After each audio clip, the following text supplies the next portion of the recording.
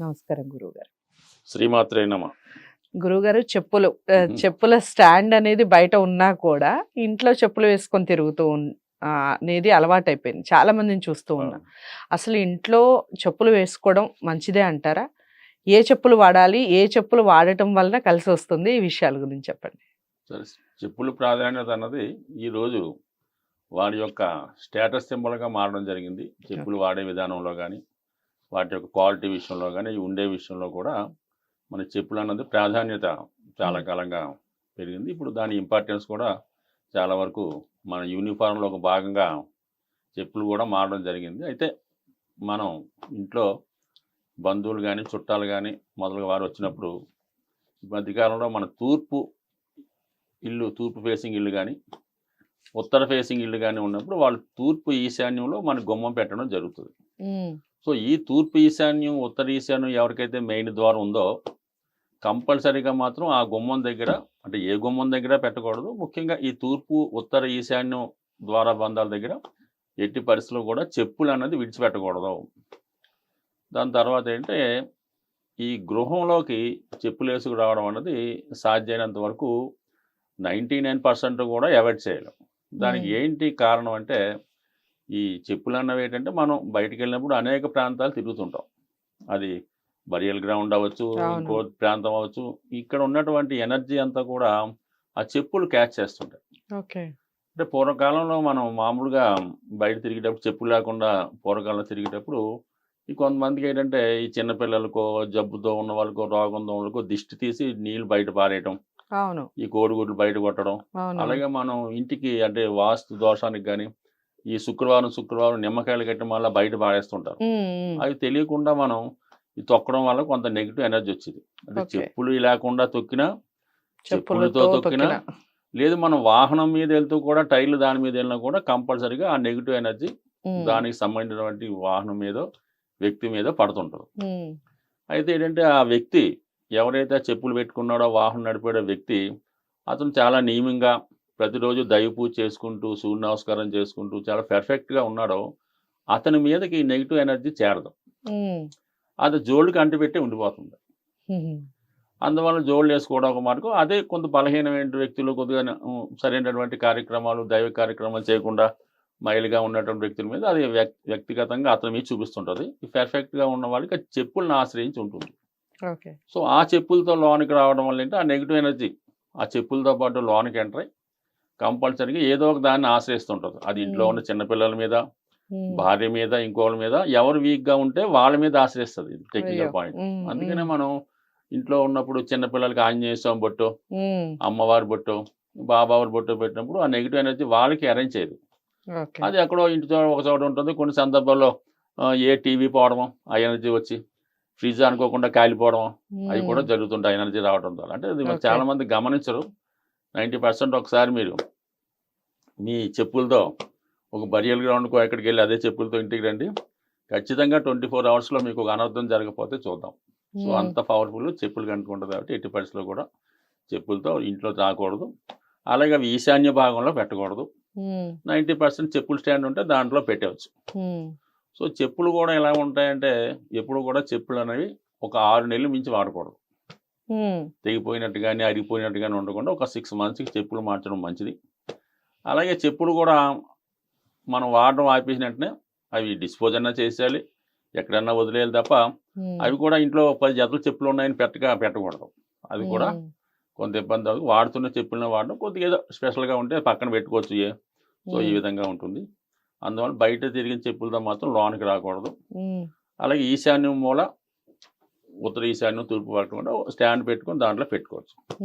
అయితే ఇంట్లో తిరిగేటప్పుడు చెప్పులు వేసుకోవచ్చా అనుకుంటే, సో కొంతవరకు అది కూడా వాడకూడదు. బట్ కానీ ఆరోగ్య రీత్యాను అంటే మిగతా కాళ్ళు వస్తుందని ఇంకో కారణం వల్ల అనుకుంటే మామూలుగా ఈ రబ్బర్ చెప్పులు లాంటివి, అంటే లెదర్ కాకుండా, వితౌట్ లెదర్ కాకుండా చెక్క ఇప్పుడు ఎటు వాడలేం కాబట్టి మంచి రబ్బర్ చెప్పులు, అది ఇంట్లో వరకు పరిమితం వరకు ఇంట్లో వరకే వాడాలి. అంతే తప్ప మళ్ళీ దాంతో బయటికి వెళ్ళకూడదు. ఇంట్లో వరకు ఉంచి మామూలుగా ఆల్రెడీ కూడా తిరగచ్చు సాధారణంగా అది వరకు తప్ప. మామూలుగా అది కూడా ఏంటంటే ఎగ్జాంపుల్ వృద్ధులకో, రోగంతో ఉన్న వాళ్ళకో తప్ప మామూలుగా మిగతా వాళ్ళు కూడా అది ఎగ్జాంపుల్ లేదు. కొన్ని సందర్భాల్లో తప్పదు. ఆ విధంగా అది పెట్టుకోవడం మంచిది. ఇంకా చెప్పుల విషయంలో కూడా కొంత మనం జాగ్రత్తగా వహించడం మంచిది. అంటే ఎక్కువ అబ్జర్వేషన్‌లో మనకి మామూలు కాళ్ళు బయటికి కనబడే విధంగా ఉన్న చెప్పులు కాకుండా షూ లాంటిది వేసుకోవడం అనేది చాలా ఉత్తమమైన పద్ధతి. హ్మ్. ఆ షూ వేసుకోవడం వల్ల ఏంటంటే మామూలుగా ఉన్నటువంటి అంటే ధన విషయంలో కావచ్చు, మిగతా విషయంలో కావచ్చు. సో ఏదన్నా మనకి ఈ పూర్వకాలంలో బాగా ఇప్పుడు కూడా చాలామంది బాగా వేదాంతులు, జీఎల్ స్వామి లాంటి వాళ్ళు పెద్ద పెద్ద స్వామీజీలు హ్మ్. కాళ్ళకి నమస్కారం చేయమంటారు కానీ కాళ్ళు ముట్టుకొనివ్వరు. హ్మ్.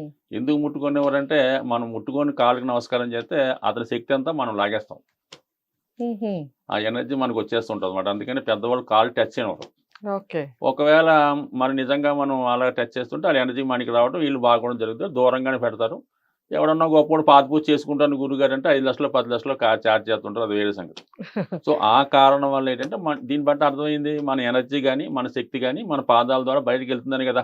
హ్మ్. అది ఒక సింబాలిక్‌గా మనం అర్థం చేసుకుంటే. ఓకే. సో అందుకని మనం ఇలా కాళ్ళు లేకుండా తిరిగినా, లేకపోతే కాళ్ళు అపరిశుభ్రంగా వచ్చినా, ఒకవేళ టాయిలెట్‌కి వెళ్ళినప్పుడు ఒక కాళ్ళు ఇప్పుడు కూడా శుభ్రంగా చేసుకోవడం, కాళ్ళు కడుక్కోవడం మంచిది. అంటే వాళ్ళ కాళ్ళు ఎంత శుభ్రంగా, ఎంత నీట్‌గా ఉంటే వాడి యొక్క అంటే అది శని భగవానుడి సింబల్.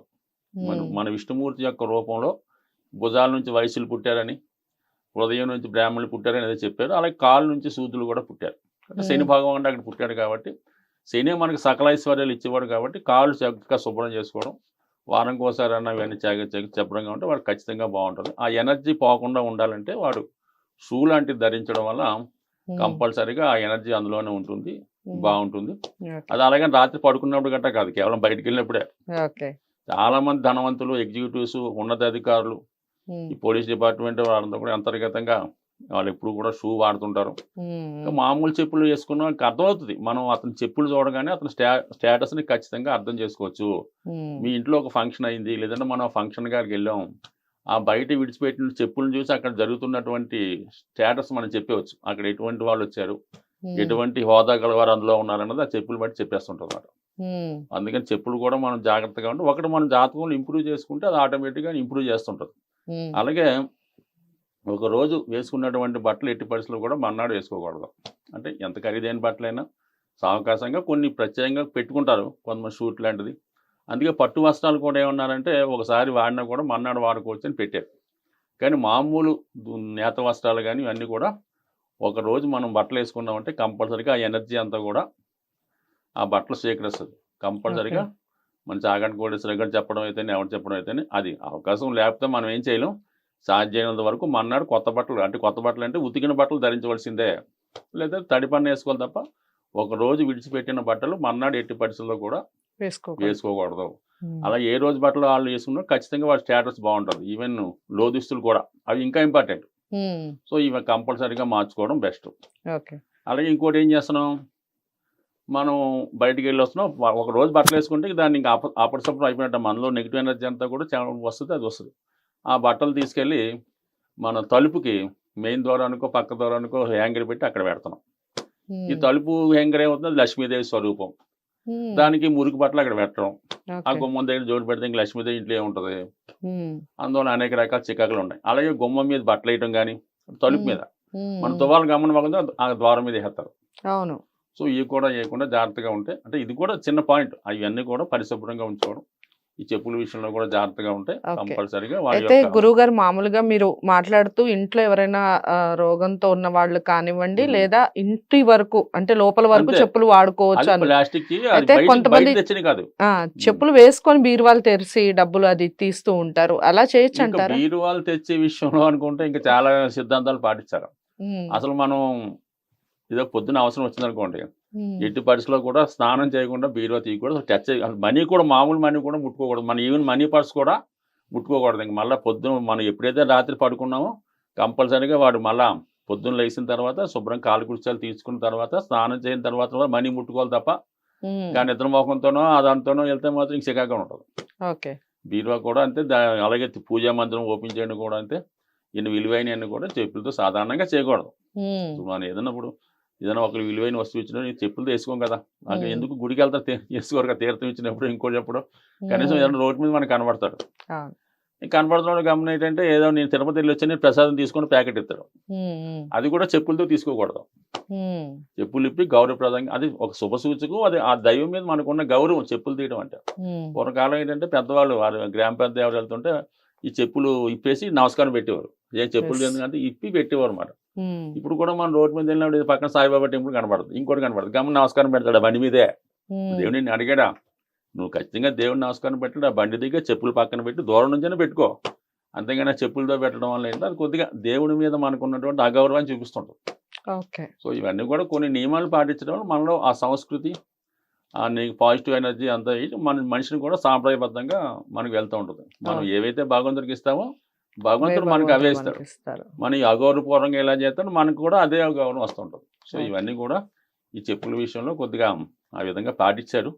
దాన్ని కొంతమంది అంటరాని దాని అని ఇంకోటని రకరకాల పేర్లు పెట్టుకోవచ్చు. ఏదన్నా ఒక సాంప్రదాయం అది పాటించినప్పుడు బాగుంటుంది. ఇంకా పాటించమంటే ఇంకేదన్నా మనం మామూలుగా చేయొచ్చు. సో దానివల్ల ఏంటంటే కొంచెం చెప్పుల విషయంలో కూడా జాగ్రత్తగా అవసరం. చాలామంది పిల్లలు ఈ మధ్యకాలం ఏం చేస్తున్నారంటే ఇది రాత్రి అంతా తిరిగి ఆ చెప్పులతోనే వస్తే ఆ తల్లిదండ్రులు కూడా అలాగే భోజనం పెడుతున్నారు, ఆడ బూట్లతోనే పడుకుంటున్నాడు. అలా ఉన్నాయి కొంతమంది. ఇంకా చెప్పుకుంటే కొంత ఇబ్బంది అవుతుంది కాబట్టి అది ఎప్పుడు మంచిది కాదని చెప్పులు ఇప్పి బయట రావడం. అలాగే భోజనం చేసినప్పుడు కూడా బూట్లు వేసుకోకూడదు, చెప్పులు వేసుకోకూడదు. మనం ఏదో ఫంక్షన్కి వెళ్తాం, ఏదో కొత్త చెప్పులు వేసుకున్నాం, కొట్టేస్తాడేమో చెప్పులతోనే ఆ వడ్డల్లో కూర్చుంటే భోజనం చేస్తాం. అసలు చెప్పులు వేసుకొని భోజనం కూడా చేయకూడదు. ఇంకో విధంగా చెప్పాలంటే భోజనం ఏదో కింద కుర్చీ మీద కూర్చొని చేయాలి తప్ప ఈ బఫే సిస్టమ్ కూడా అంత మంచిది కాదు. సో అలాగే కొంతమంది టీవీలు వచ్చిన తర్వాత ఓ ప్లేట్లో కూర అన్నం వేసుకోవడం, ముఖ్యంగా స్త్రీలు అనకూడదు కానీ ఆ టేబుల్లో భోజనం చేస్తూ టీవీ చూస్తుంటారు. అది కూడా ఎట్టి పరిస్థితుల్లో ఖచ్చితంగా టేబుల్ మీద కింద చేయాలి తప్ప పడుకునే మంచాల మీద భోజనం చేయడం, కూర్చొని టీవీ చూడటం ఇవి కూడా చేయడం వల్ల అంత అనుకూలం కాదంటే లక్ష్మీదేవికి ఆగ్రహం కలుగుతూ ఉంటుంది. ఇందా చెప్పినట్టు మన పూర్వపుణ్యం బాణంతకాలం నడుస్తూ ఉంటుంది. సో ఈ సాంప్రదాయాలు ఈ పాటించకపోవడం వల్ల చాలా మంది ఇళ్లలో పెద్దవాళ్ళకి చిన్నవాళ్ళకి ఏపించకపోవడం, దీన్ని అత్తాకోడల గొడవ కింద కూడా మారుతున్నాయి ఈ భోజనాల విషయంలో, ఈ వంట విషయంలో. సో ఏదైనా ఈ చిన్న చిన్న మిస్టేక్స్ కనబడకుండా ఇవి లాంగ్ టర్మ్లో ఇబ్బంది పెడుతుంటాయి. అంటే జోలి విషయంలో మాత్రం ఈ విధంగా ఉంటుంది కాబట్టి జాగ్రత్తగా మనం ఉన్నంతలో ఈ విధంగా చేసుకోవడం వల్ల 100% బాగుంటుంది.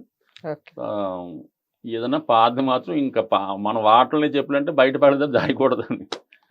ఎప్పుడన్నా పని చేస్తాయి అనుకుంటాం, అంటే ఎప్పుడన్నా పని చేస్తా అంటే మనం మళ్ళీ పాత చెప్పులు వేసుకునే స్టేజ్ మనకి రాకూడదు కదా. ఎప్పుడు ఉంటుంది ఏదో జాబ్ లేనంత కాలం కొంటాడు అనుకోండి, అది ఉద్యోగం పోయింది జాబ్ లేదనుకోండి, అప్పుడు ఏం చేస్తాడో పాత చెప్పులు వేసుకుంటాడు. అంటే ఆ దృష్టితో దాచుకున్నాడు, అంటే ఒక విధంగా నెగిటివ్ కోరుకుంటున్నాడు. సో అందువల్ల ఏంటంటే కొత్తదనాన్ని కోరుకోవడంతో భగవంతుడు ఖచ్చితంగా ఇస్తాడు. సో అందువల్ల ఏంటంటే ఇవన్నీ కూడా కొద్దిగా నియమంగా వాటి శుచి శుభ్రం. అంటే లెదర్ చెప్పులు అన్నది సాధారణంగా బయట పెట్టాలి. మామూలు ఇంట్లో వాడితే మాత్రం లెదర్ చెప్పులు అసలు వాడకూడదు. అది ఒక చర్మం సంబంధించింది, అది దీందే కదా. ఈ రబ్బర్ చెప్పులు అయితే కొంతవరకు పర్లేదు, అది కూడా రిస్ట్రిక్షన్తో సమ్ పీపుల్ అంతే.